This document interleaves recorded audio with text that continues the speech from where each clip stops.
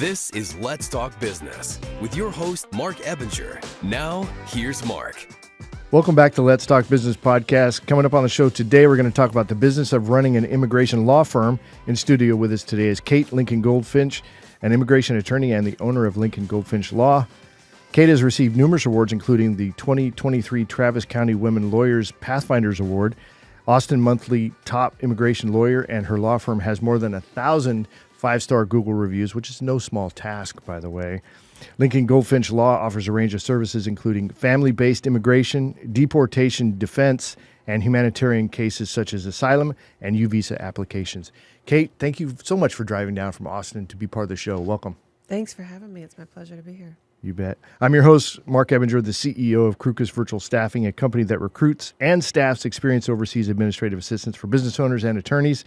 If you're curious about the most common tasks that virtual assistants are doing for businesses, head over to our website at krukus.com and grab a list of the top 20 tasks that VAs are doing for businesses like yours. The link is in the podcast description. And I'm your co-host, Jenevy Sims with the Evolve Firm, where we help business owners create branding strategies to help evolve and elevate their business. And I am also your co-host, Heather Rose Boehm, founder of Onset Process Development, where we map and optimize processes for companies looking to scale or sell. Now, you said process development. That's change. I know, that's change because from professional. Professional doesn't really make as much sense as process. So I texted Jenevy about it last week. She update your logo? Yes. Yep. All right. Excellent. All right, a quick reminder to follow the Let's Talk Business podcast on all major podcast platforms and social media where you can catch video versions of the show. You can get to everything easily from our website at satalkradio.com. Now, coming up on March 27th is our fourth Let's Talk Business Mega Mixer here in San Antonio. It's going to be over at the Aggie Park Event Center at West Avenue and 410 from 5:30 p.m. to 8:30 p.m. and tickets are on sale for just $20. It's a huge expo-style mixer. We're expecting 300 people show up, all entrepreneurs, business owners. If you think you've met everybody in San Antonio that does business, you need to come to one of these. You'll meet more people. The way that we set these mixers up is we're going to have 19, I think, vendor tables there. So it makes mixing, mingling, and connecting so much more easy. It's really kind of neat to see it happen. And this just developed organically as we were doing these types of events. We just found they were super effective at people connecting and doing business. We're going to have snacks and we're going to have plenty of alcohol at these. We're going to have margaritas and beer. You only get 2 tickets, though, right? We have an attorney here in the room, so we just want to make sure we're getting that out there in the room. Loose, but not too loose. Right. Not that kind of party. It's not that kind of party. Now, net proceeds from the event are going to be going to support multiple charities here in the San Antonio area, as always, and we're expected to sell out again. So get your tickets soon. Get them online. Go to satalkradio.com and get your tickets there. Now, a quick shout out to one of our sponsors, Nikki Deely and her team at Deely Media International for being a gold sponsor for the upcoming Let's Talk Business Mega Mixer on March 27th. Deely Media International is a full-service digital marketing firm specializing in artificial intelligence solutions, lead generation, website development, and graphic design. As certified AI consultants, they tailor strategies to each client's objectives, budget, and timeline, ensuring innovative and effective marketing solutions. So if you're looking to AIify your business and enhance your digital marketing efforts, be sure to check them out at DeelyMediaInternational.com or call them at 844-364-4335, extension 700. And yes, that is the Deely from Deely Plaza up in Dallas. The same family. Yeah, wow. That's where that name comes from. Super nice lady. All right, so Kate, again, welcome to the show. Super excited that you drove all the way down from Dallas to be a part of what we're doing. I know you have a large law firm and you specialize in immigration law, which is kind of a big deal right now. There's a lot going on in the news. So tell me a little bit about your background and how you ended up in immigration law. Sure. So I've been at this for 20 years now. 20 years ago, I started law school at the University of Texas, and I speak Spanish, and I wanted to use my Spanish. So I signed up for the immigration clinic because at UT Law, you can practice in different areas and actually have clients. It's one of the great things about UT Law as a law school. And my first assignment as a student attorney was to go to a nearby detention center to do an intake with a family that was asking for help. And they were detained there. It was a family, a mom, a dad, and a little baby girl who was 5 months old. and they were all wearing prison uniforms. The little baby had a little navy blue prison onesie on. And her mom asked me if I would hold her while I was there because I smelled like outside. And she asked me if I would take her with me and take care of her until they could get out of this place. All in my first meeting with her. And obviously I wasn't able to take her baby with me, but I was able to represent that family and win their asylum case. And that entire experience absolutely changed my perspective on life and the trajectory of my career. Because up until that point, you know, immigration wasn't in the news in the way it is now. And I was under the impression that we are a nation of immigrants and we welcome immigrants and we believe in them and we want them here. And, you know, all the words on the Statue of Liberty. And when I experienced that family in jail, it became real for me, the reality of our policies and the way that we treat immigrants. And I thought, this is something that I can do for the rest of my life. I believe in this enough to fight for this forever until I die. And so that's what I've done. I worked solely with families in detention for a few years out of law school. And then I went into private practice. And 10 years ago, I started my firm where I focus on bringing and keeping immigrant families together. And so, like you said in the intro, we do family-based immigration, you know, green card citizenship, but we also do a lot of humanitarian cases like crime victims, trafficking victims, domestic violence, asylum, border work, removal defense. That is sort of the major area of focus and expertise of me and my team. Talk about the structure of your team. So as I understand, you do a lot of remote stuff. Do you have like an office or is it strictly remote? Let's start there and then build on how you structure your team, like how many other attorneys you have and the paralegals, and just kind of help me out there. Sure. So I would say we're probably 90% virtual at this point. We expanded, of course, like everybody else at COVID, went home and then realized we kind of like this virtual work thing. And it allowed us really to grow without an office footprint. And to expand around the globe. So at this point today, in March of 2025, I have around 100 employees, somewhere between 10 and 12 lawyers. And I do have an office in central Austin, and about probably 6 to 8 people go in and work at the office every day to serve clients who prefer in-person services. But we are an entirely, able to provide virtual services from A to Z to our clients. And because immigration law is federal, we can take clients in all of the 50 states, and we do. So a lot of our clients don't even live in Texas. And my team is, I have the lawyers, and then I have, of course, divisions. I have the intake and marketing and finance and customer service and all of that, just like most other businesses do. A law firm really is just a business. It's actually a very simple business at the end of the day because we don't have inventory. It's just a services business. And how many states do you cover? We represent people all over the globe. There are no boundaries for our ability to serve people, and we do have clients in all 50 states. Oh, that's kind of nice because a lot of attorneys they tend to focus, where they're at regionally, right, as opposed to. Yeah, that's a limitation of the law where you have to be barred in a state, licensed in a state to practice in that state under state law. So if you're going to do family law or divorces or criminal law, that uses state law and you have to be licensed there. But because immigration law is federal, the same law applies in all of the 50 states. You can be licensed in another state and take clients here. Cool. So when you started law school, obviously you found immigration law, but were you looking to open your own practice, or was that not on your radar when you got started? Not at all. I never thought of myself as an entrepreneur, even though now when I think about it, my mom, she's super cool. My mom, super cool. I call her, she's one of the original bra burners.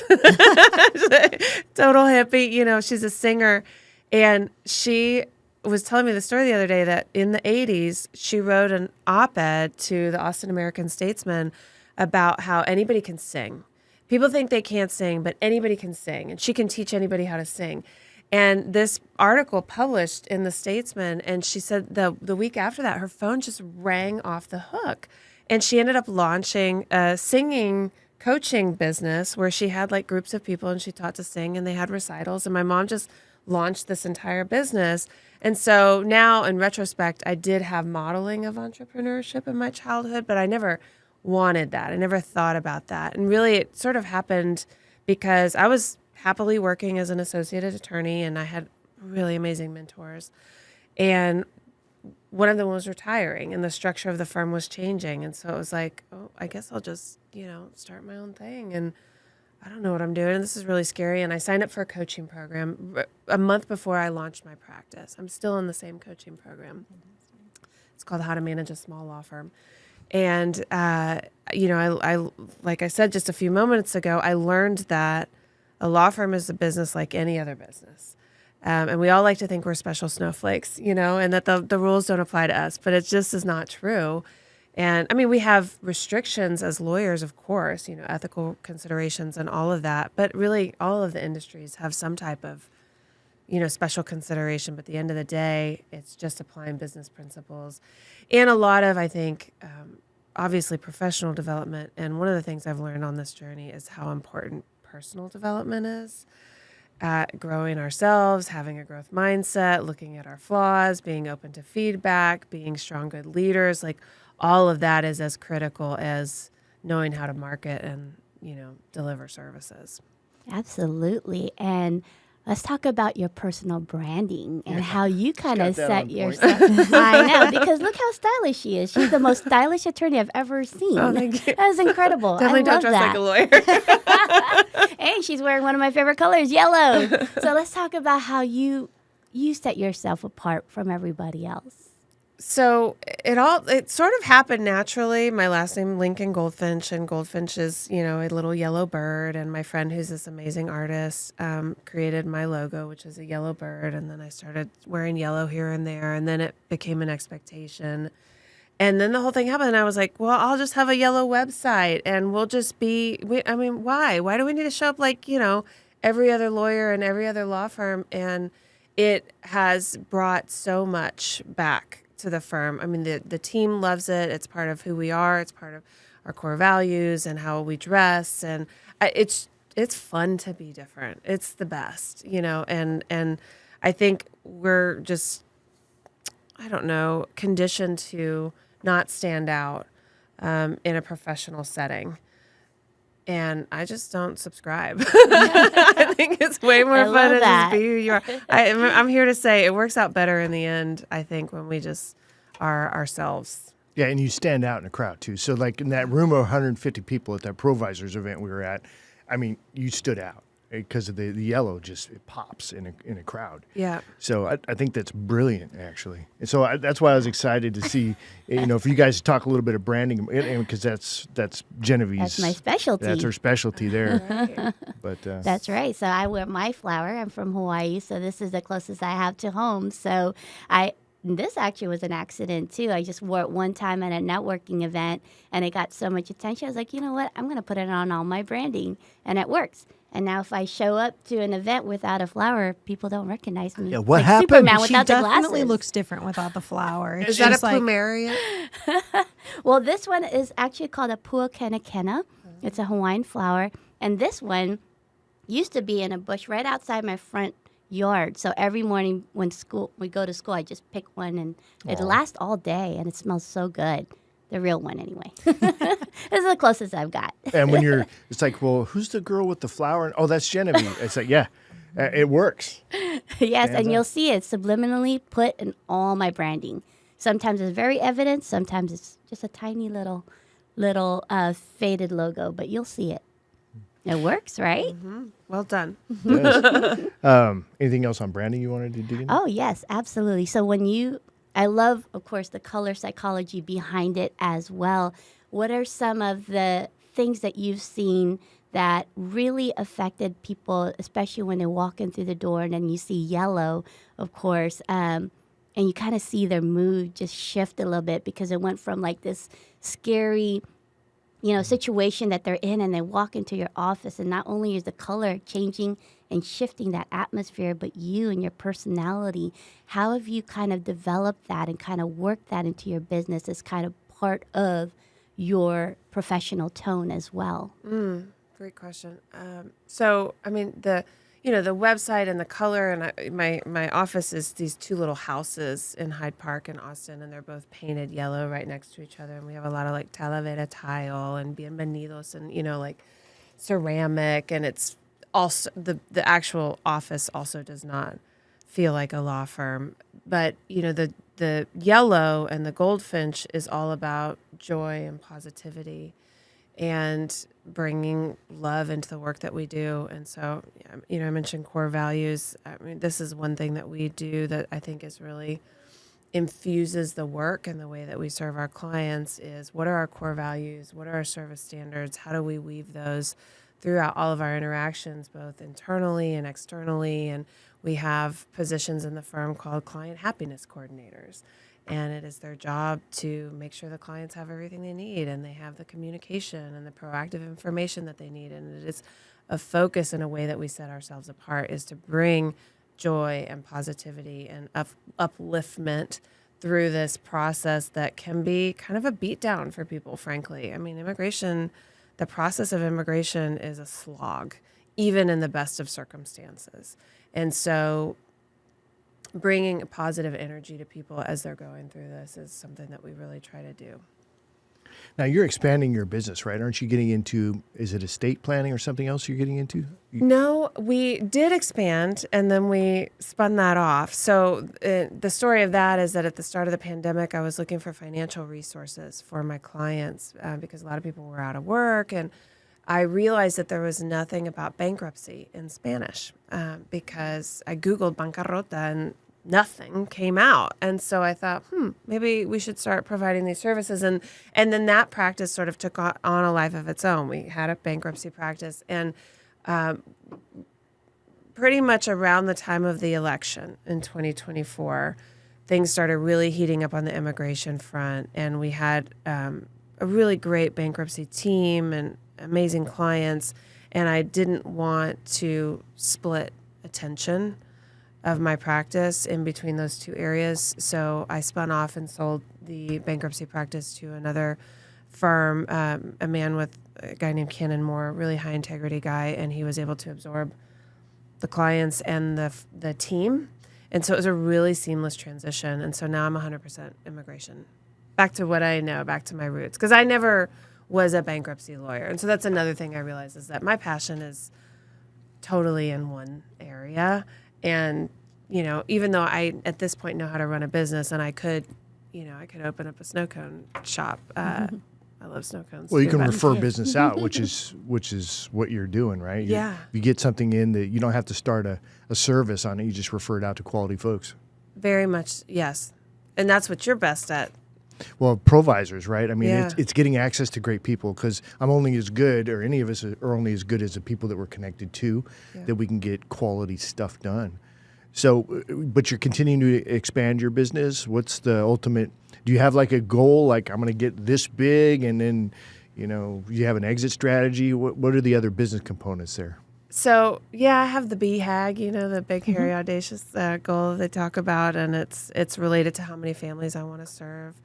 And then I'll have another one, and then I'll have another one. As I was driving down here from Austin this morning, I was talking to my dad, he was forced into retirement a little bit early after a traumatic brain injury, a bicycle accident.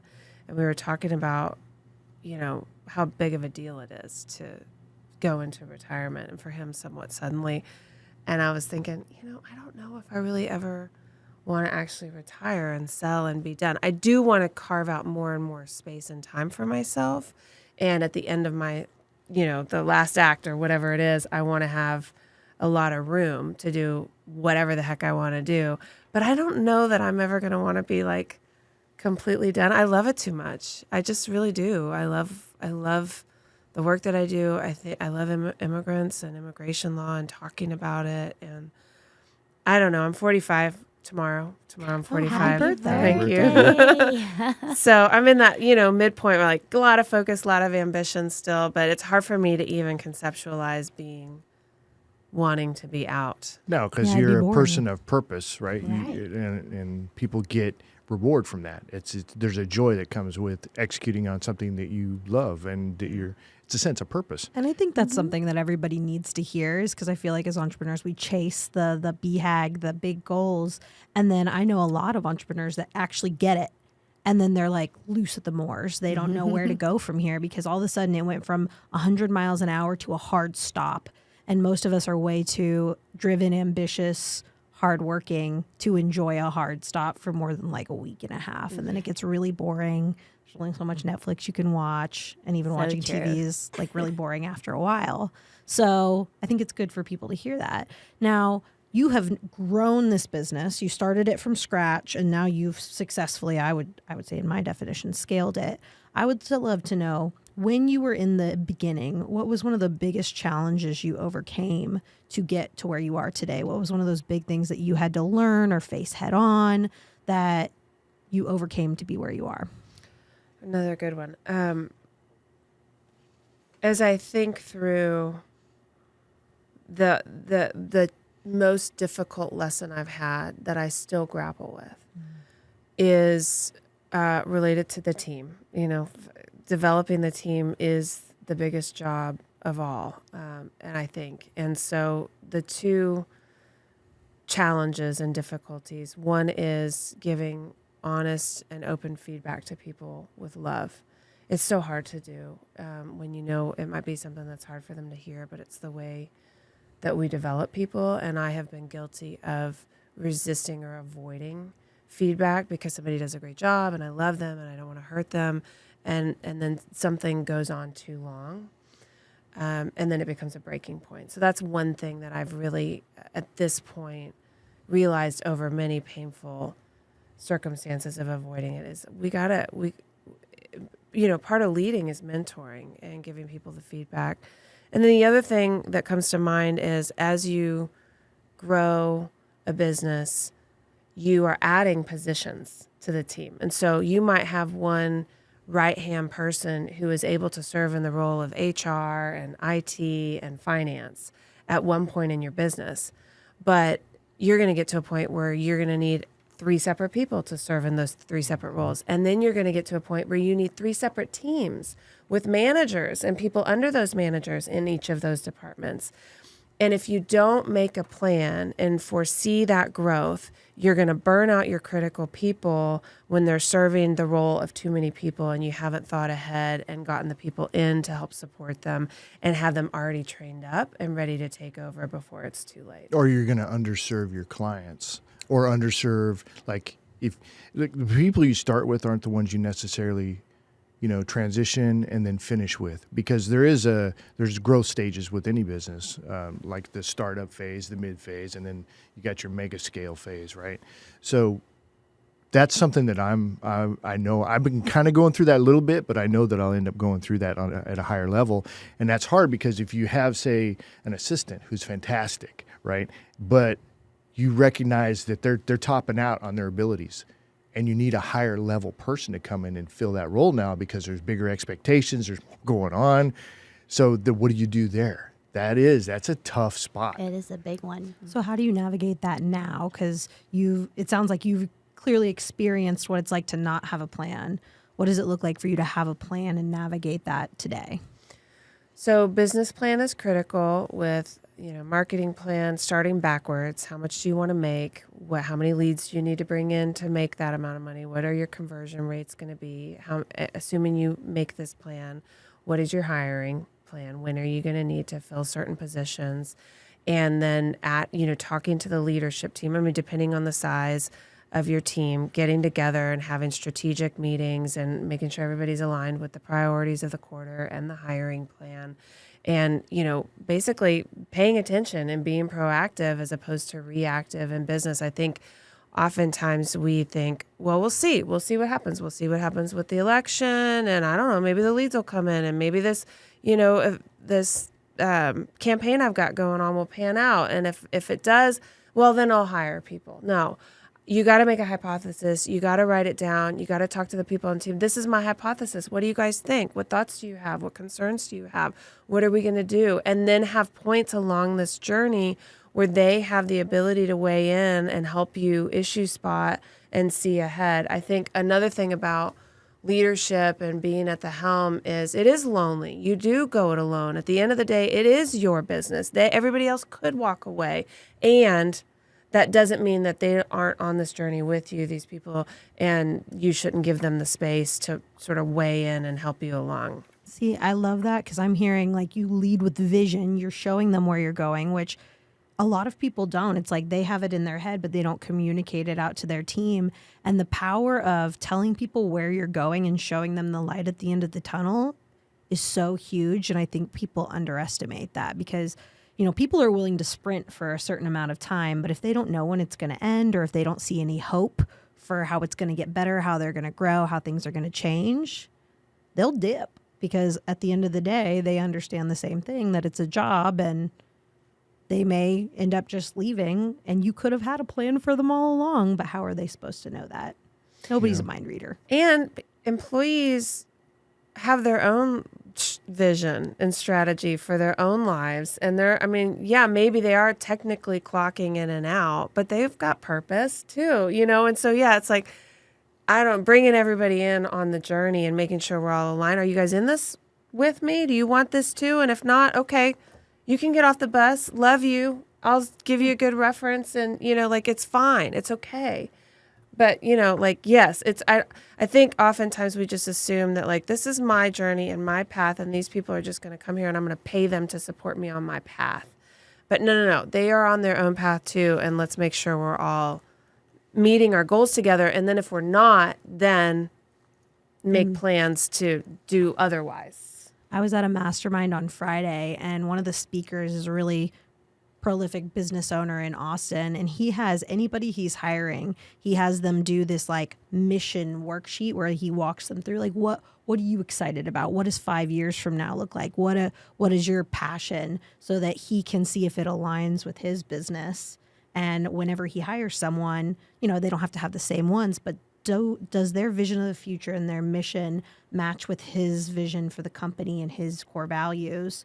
And then he revisits that every few years to make sure they're on the same path. And I thought that was so brilliant because, if they're aligned with your purpose, money is one thing. Mm-hmm. But if they see purpose and growth in your company, then they're going to be, that loyalty will be there. That excitement, that extra effort's going to be there, where money really can't demand that.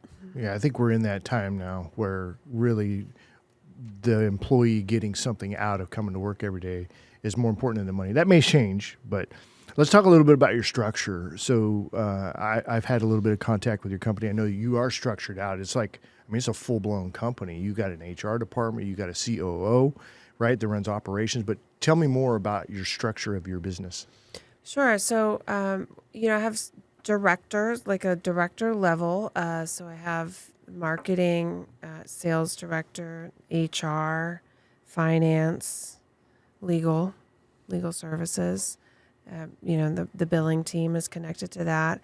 And so I meet regularly with the directors on a weekly basis. We do a program called Scaling Up, which is similar to EOS, just, little differences here and there.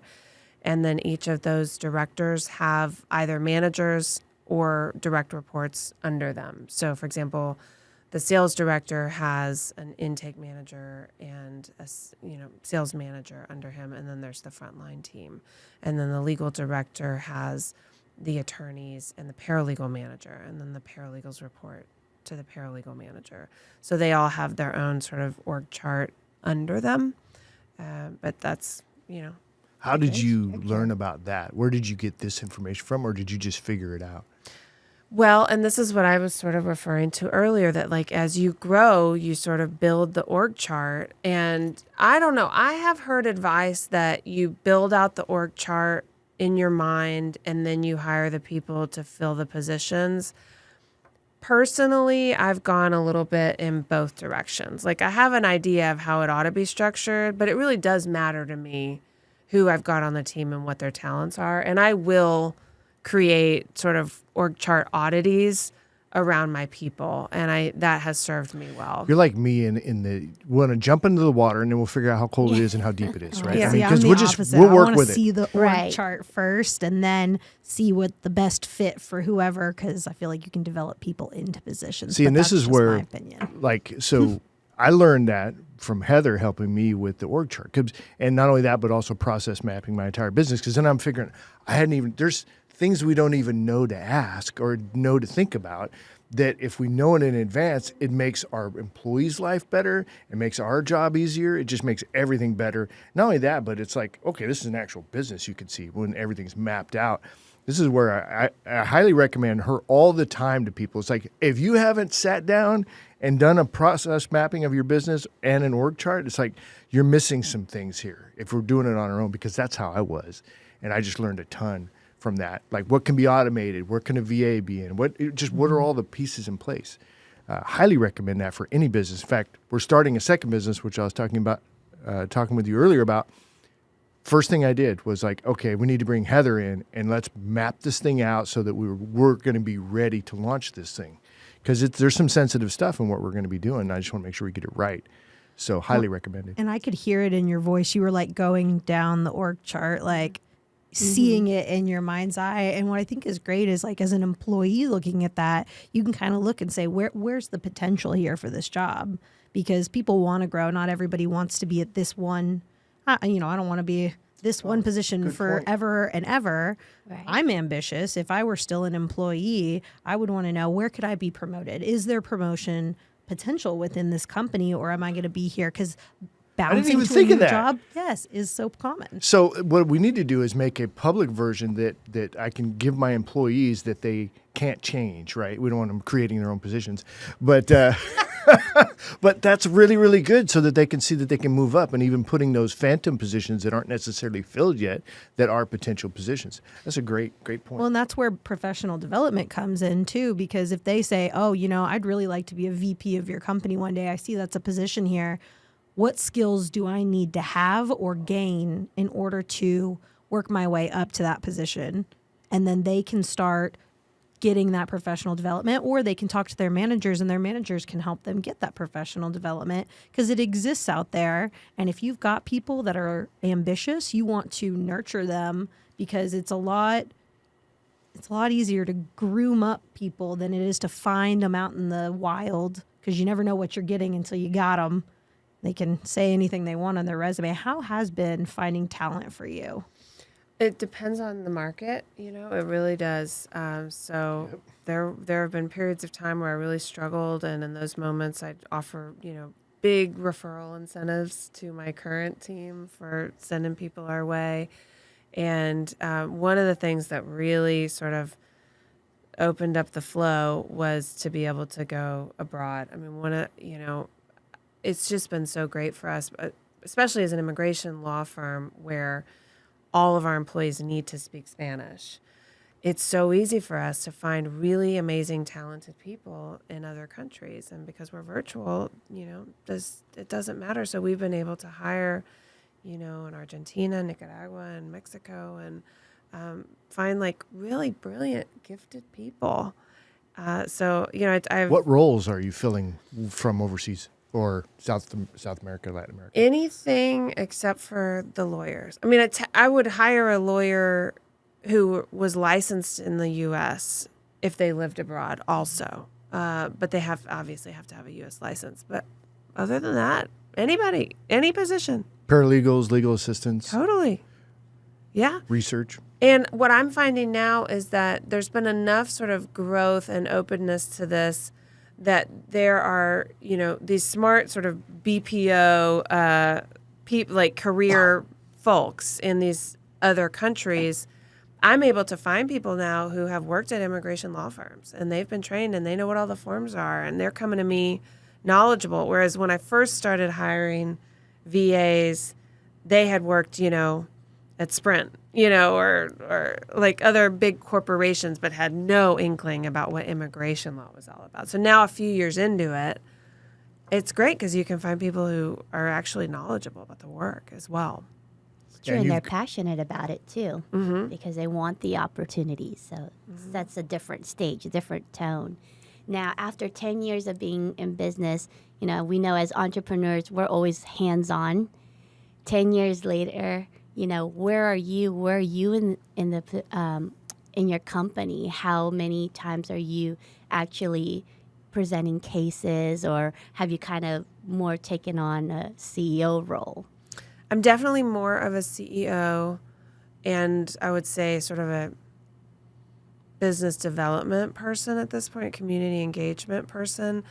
I've been out of production for about probably 6 or 7 years now. So that happened relatively early on.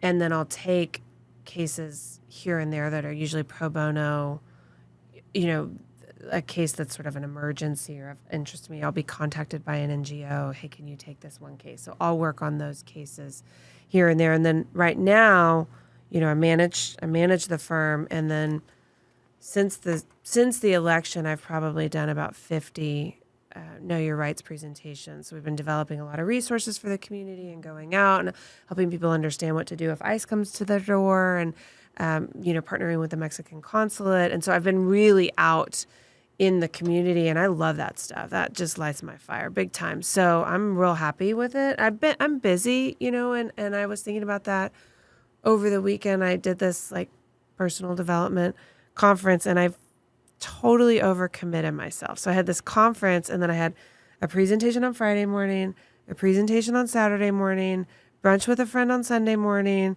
coming down here to be with y'all on Monday morning. And meanwhile, I'm trying to do this like total transformational work over the weekend. And so one of my like ahas was, okay, maybe dial it back just a little bit of too many yeses going on right now. But I mean, this is again my call with my dad this morning. He's like, it's great to be wanted.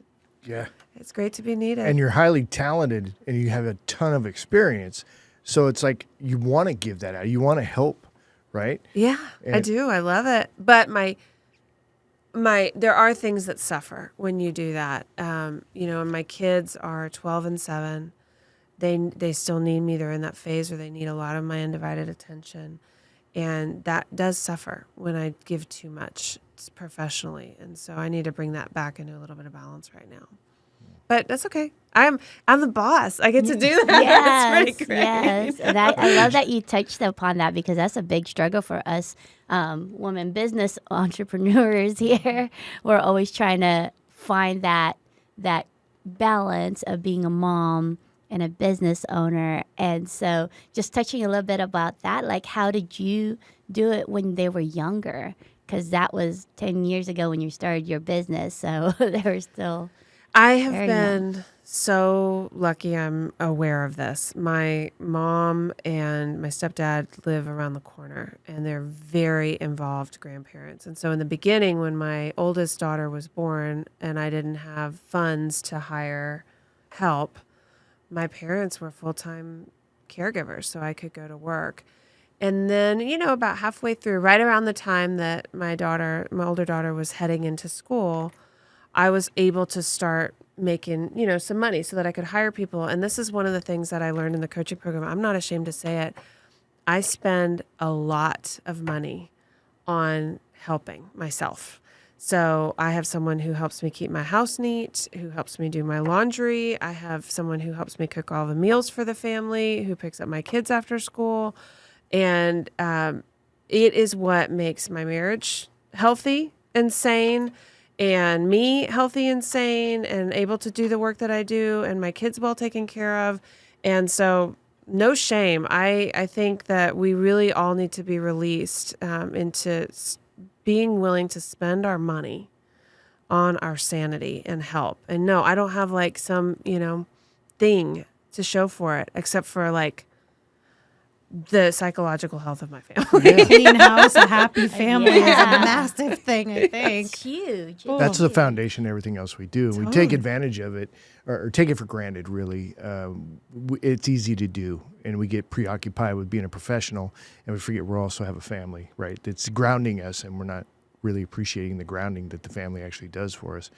So And I I think get it too. The scary thing about if you don't do that is all those little things that don't bring you joy, like laundry or cleaning or cooking. I hate cooking. Like the quiet resentment builds up, and the longer that goes, because like nobody wants to resent those things because they're just like part of life. But it happens when you're kind of forced to choose between working that little extra bit that'll get your business the right track, or spending quality time with your kids and having a house that doesn't make you want to scream when you come home from work. That's where that resentment builds, and that's huge mentally. I mean, that's going to keep you from being able to achieve stuff. I heard a successful billionaire talk about the most important decision you'll ever make in your life is choosing your spouse. It's true. And we all do it when we're in our 20s. I know. Right. I was 23. We have thank no God I idea made a what's good choice. going on. We're like, I was 19. Jennifer was 18 when we got married. But this is almost 37 years later, still married. So good choice, Yeah. great spouse. But did I know that going in? No. I mean, I just knew that I liked her and we were great together. We were friends first and all that. But you don't know.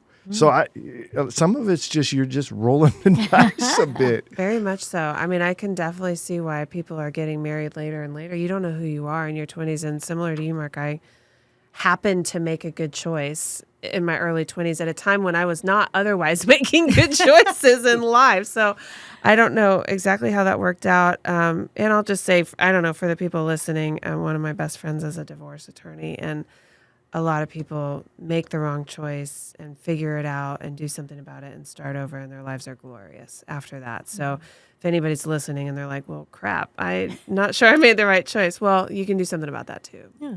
Well, and I went to like that mastermind on Friday, and one of the big parts of it was family values and creating a family culture, because we all focus on our business culture, but it's not as natural or as well taught to create a family culture. And, you know, some of the people at the mastermind had never thought of that or talked to their spouse about it, or were getting resistance from their spouse, because that's just, you know, we don't sit down in our early 20s and say, so like, what kind of family culture do you want to build for the rest of your life?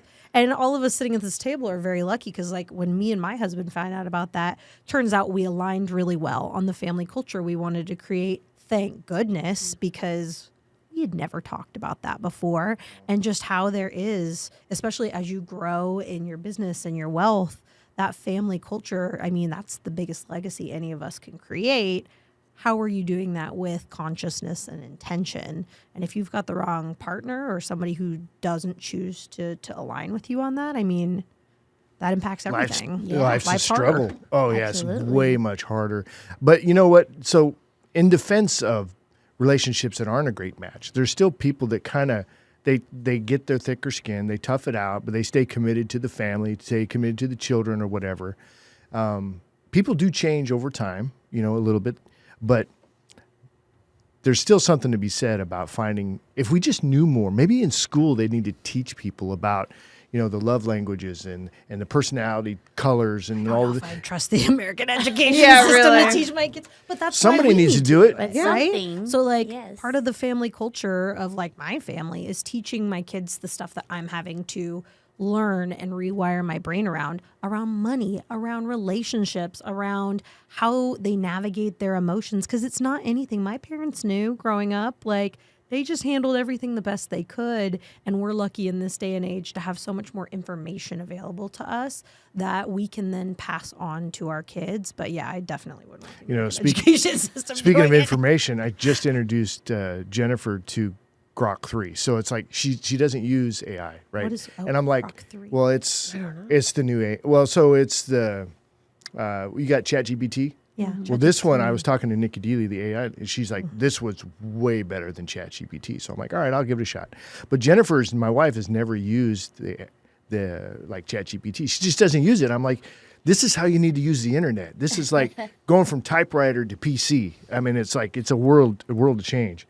But anyway, so I introduced her to that. So speaking of access love to it. information, since you Access brought that up. Grok 3. I've never even Grok heard of 3. that. It's an Yeah, so interesting that's like name. the Elon Musk's AI version of it, but they're ahead. So if you're going to use like for writing, like for social media, if you have people doing that, they should be using Claude.ai. That's what we use. I use Claude. I love it.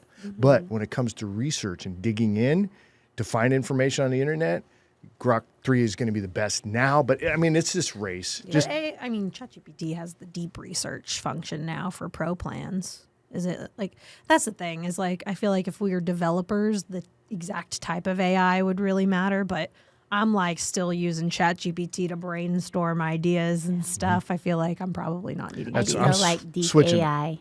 I'm Deep switching AI all is that my over favorite. now to Grok and really kind of starting. It's almost having a new relationship. I'm telling it all about me, what my goals are, really, so it can learn about me. I uploaded a bunch of personality tests into mine. Like I Really? uploaded all my like assessments and all my ideas and all my stuff. So and then I told it to talk to me like a combination of Mel Robbins and, and Simon Sinek. Amazing. And so it kind of like helps me. And ChatGPT does this? Yeah. Wow. Yeah, you can tell it who to. I watched a masterclass on how to use AI, right? And so you can frame it for how you want it to interact with you. So like if I'm asking it about my kids' behaviors, I'll be like, you are a child psychologist. Here are the things my kid is doing. Should I be concerned? Or, you know, when I need some mindset help, I'll be like, you're Mel Robbins. So like she always gets me right on point. I've got Talk my to me let like them that. bracelet on right here. Oh, my I wife's didn't go into all the that way to now. a tattoo. The I was let like, them. I'll yeah. just do it on a I didn't know bracelet. there was a bracelet. Well, I made it. Oh. You know, like I went to Etsy and I was like, typed in what I wanted on there. Oh, that's Love great. that. The let them theory was amazing. So total game changer. Game changer. Oh, everybody go read that right now. Absolutely. I never posted on social media before I read that book. And afterward, I'm like, okay, just let them judge me because Totally, bring it. I know. I saw all your videos. yes. Incredible. So it's still Yeah, very you're pounding uncomfortable. social media but pretty heavy. So let me change gears as we get closer to wrapping up. So the Trump administration is bringing a lot of heat towards the immigration system. Yes. So with respect to this gold card thing, The gold card. I'm fascinated by it. I can see so many arguments all around this thing, right? But at the end of the day, his philosophy seems to be we want to bring good, like high level people that are going to bring jobs and business to this country. What are your thoughts on the gold card? Good, bad, and why? Here's a phrase of mine. I think it's a nothing burger. Okay, cool. So the gold card will purportedly replace the EB-5 investor visa, which is a visa where, you know, wealthy people with a lot of disposable income can invest in the infrastructure of the United States. And so it's somewhere between usually $500,000 and $1 million. And it is an at-risk investment, but they plan to recoup it at some point. And it goes into, you know, real estate development projects usually around the United States. We only have about 8,000 people on the EB-5 visa coming in every year. It's not a huge program. You know, it does bring in money, but nothing sort of enormous or that impactful. The gold card visa, I mean, Trump has said, so it's a $5 million payout. It's not an investment. No expectation of getting the money back. And it would replace the EB-5. It would require a law passed through Congress in order to happen. And Trump has claimed that, you know, millions of people would apply and it would bring in, you know, all of this money. But based on what we see in the EB-5, that's not the way that it functions. I don't think that we would get all that many people just willing to just dump $5 million. There's too many other ways to immigrate. So I don't think it's actually going to occur. It's bluster and also a bad idea. Ethically, where do you stand on it? I mean, do you think this is not good, it's slimy, or no, it's actually a savvy business move? And what are your thoughts there? So I'm totally fine with us inviting and wanting people in this country on all levels of the skill spectrum and the socioeconomic spectrum. We need people who are going to pick the strawberries. We need people who are going to, you know, clean the hotel rooms. We need people who are going to do order processing at Dell Technologies. We need people who are going to innovate in STEM and tech. We need people who are going to create, you know, big entities and bring in a lot of jobs. Like all of that is of value for us. And as a nation, I mean, you know, for the first time ever, immigrants brought the growth in our population for the first time, not ever, since 1850. So our population, our natural population is dwindling. We have more people over the age of 75 than under the age of 15. And that's new. Our baby boomers are aging. We need people to care for them. But I think one of the sort of things where people go awry in the immigration debate, when they're even pro-immigration, is they're like, we're going to do the jobs that nobody else will do. True. That's true. But it's also true that they're going to be helpful in other ways and create jobs and be innovative. And immigrants are way more entrepreneurial than native-born citizens, and as in general create more jobs than they take. So it's also untrue that like one immigrant taking a job equals one native-born American losing a job. It's not. It isn't a zero-sum game. So those are like a lot of my thoughts about ethically. Am I cool with it? Yeah, totally. I think it's fine if people want to invest a lot of money and come here and immigrate. Yes. And also, we need all the other immigrants as well. Where do you stand on the legal versus illegal immigration? So I think it's more complicated than black or white. There are hundreds of different types of ways to immigrate for people. And so, for example, Venezuelans, Cubans, Haitians, Nicaraguans who came in under the CHNV parole program over the last 2 years, they applied. They had a family member petition for them. They came in, and now they're being called illegal and being deported by the Trump administration. So it is not so clean as to say legal or illegal. The reality of the situation, here's where I stand, is that we as a nation need immigrants economically. We have jobs for them. And so we are like winking and, what's this word? Crooking our finger at them to come. Please come. Come to this country. Fill the jobs that we have for you. But also, we don't have a legal way to do it. Congress has not gotten its act together in decades to create a mechanism for people to come and fill the jobs that we have for them. So they come, they fill the jobs, and then we vilify them and act like they are the most horrible people on the planet, when the whole thing is our fault because we didn't actually create a system for people to immigrate. And I would say I've worked with, at this point, almost 20,000 immigrants in my firm, in my time as a law firm. I ran the reports just a few weeks ago. The people who immigrate to this country, by and large, the vast majority are resilient, ambitious, admirable, hardworking, impressive, incredible, loving people who care about their families and they care about their kids and they care about their future. They care about this country. They love this country. They are good, decent people who make America better. And it is absolutely incorrect for anyone to stand up and say that immigrants are bad, that they are drug traffickers, that they are child traffickers, that they are criminals. The statistics do not support that. My anecdotal evidence does not support that. And so I disagree with anyone who says illegal immigrant equals bad person. Absolutely not. I love that because that's so true. So I was actually born in the Philippines. So I'm actually a first generation Filipino in my family. So my mom married my stepdad. He was a Marine stationed out in Subic Bay. And we left right after Mount Pinatubo erupted in 93 and moved over to Hawaii. And so my mom, it was just that thing in the Philippines was to marry military, to get out of there. And so I got to see a lot of her friends who, yes, they went that path, but some who weren't so lucky.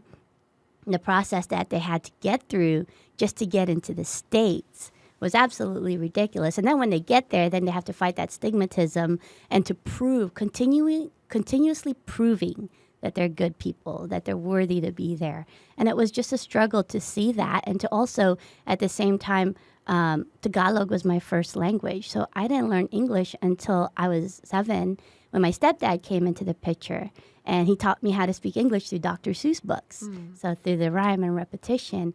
But then when we got stationed to Hawaii, I was still trying to understand the American culture, how to speak English. And it took me a while, absolutely, because it wasn't until my stepdad came into the picture in the Philippines that I knew anything about the American culture. And I didn't know that was my mom's goal, was to get out of the Philippines. You know, as a kid, you're just enjoying what's going on around you. So I remember my dad bringing me onto Subic Bay, the military base, and it was absolutely incredible. First time he took me to McDonald's.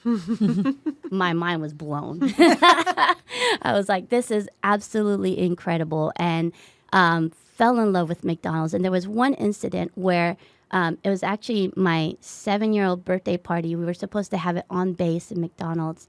And at the same time, a strike happened. And nobody was allowed to go in base or out. And that was the day of my birthday party. And so somehow my dad figured out a way, was able to get the McDonald's crew out to come to our little neighborhood. And then all the kids in my neighborhood got to experience McDonald's for the first time. And that was one of my most happiest memories. But just to kind of go back on that again, it it's a whole different mindset moving from one culture to another. And then that shift of you're not bad people, you're just looking for opportunities. And then when you're given that opportunity, what do you do with it?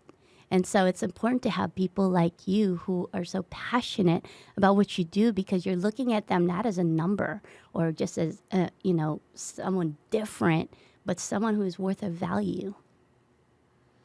Absolutely. And you said so much. Thank you for sharing that. And you said, immigrants aren't bad people, and it's the opposite. Anybody who's ever done anything where you've had to leave everything behind and start over somewhere, and the amount of fortitude that it takes to do something like that, what your mom did. She probably left her parents and her siblings. She left everything behind. She learned a new language for you. She did all that for you. What an incredible woman. Mm-hmm. Don't we love people like that? Oh, you bet.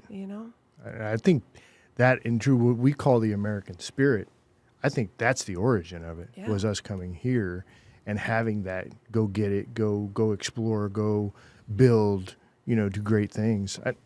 And that's what I see too. And my whole staff's out of the Philippines, right? My whole business is built on overseas workers. The work ethic is great. Attitude is great. The respect for our country is great. There's no ill will there. I think if we have a clear-cut path to sit, it needs to be clear-cut.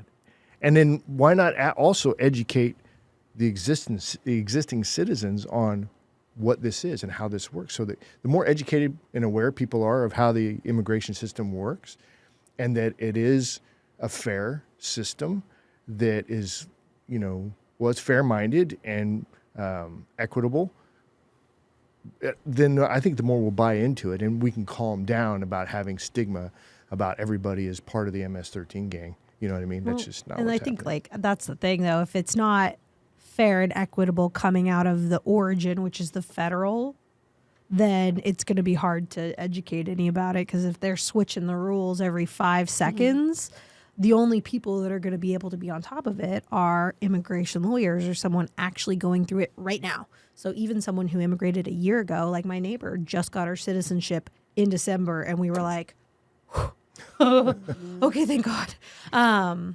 But she's not going to be able to relate to someone getting their citizenship right now, because it's a totally different game. So that's the scary thing, is until the government changes or the government gets their act together, which historically doesn't happen. Oh yeah, for sure. That's a whole other hard subject, to make right? it. So Yeah, the voices on the other side of this debate, the other side of where I sit, are incredibly loud. And during the last administration, there was a lot of silence, frankly, from the Biden administration on immigration and what was happening. And so these other voices are, they're on the news. They're believable, right? For people who are even paying just a little bit of attention. It's like, you really do think there's potentially an invasion going on. And it's actually not the reality, but there's no one really at the helm yelling as loud on the other side. It's pendulum effect. See, this is where we got to be careful on the pendulum effect. It swings too far one side. We don't want it to swing too far the other side. You know what I mean? We need it fair-minded, in the middle. One of the only things that brings me comfort is looking at through the lens of history, because we've been in lots of periods of extreme anti-immigrant sentiment in this nation. Yeah, World War II being one. World War II, but even before that, Benjamin Franklin, hated the Germans. He said they were going to never adopt our complexion or our language. Why should we suffer them to come into our colonies? yeah, Benjamin during the Franklin potato famine, the Irish were just completely Italian, Jewish, Yeah. all Asian people, Chinese Exclusion Act, And you look at the cartoons of those eras, and immigrants are depicted in the same ways that they are now. They're swarming, they're rodents, they've got knives, they're drunk, they're dangerous. There's cartoons that depict how we kill them, drop them in the river, drown them. Very similar rhetoric. And we overcame each of those moments before, and it'll happen again. We'll get through this again. And that's the thing that brings me comfort, That's is a good that this point. is a blip on a radar. All right, we do need to wrap up. That was a fast, about almost an hour. Really enjoyed the conversation, Kate. If folks want to get in touch with you, how do they do that? So English is just look me up on my last name, Lincoln like the president, Goldfinch like the bird, Lincoln-Goldfinch Law. For Spanish speakers, that's a little tough. So I tell them look up Abogada Kate. And I've got a resources website with a family packet that people can download to protect their families during these times. And I do several videos every day on social media with updates on immigration because it's changing so fast. So if anybody wants to keep up on what's going on, follow me on the socials. And what's the social handle? Oh gosh, it's like different on each one. Just look up Kate Lincoln-Goldfinch. You'll find I'm on TikTok. I'm all the places. Well, they can get to everything from your website too, right? Yes. All right, very good. Yep. All right, thanks, Kate. I really appreciate you coming in. All right, as we wrap up the show, quick reminder to check out the latest podcast and catch video versions of the show anytime by visiting our website at satalkradio.com. That's going to be it for this one. You guys have a great week. We'll see you on the next one.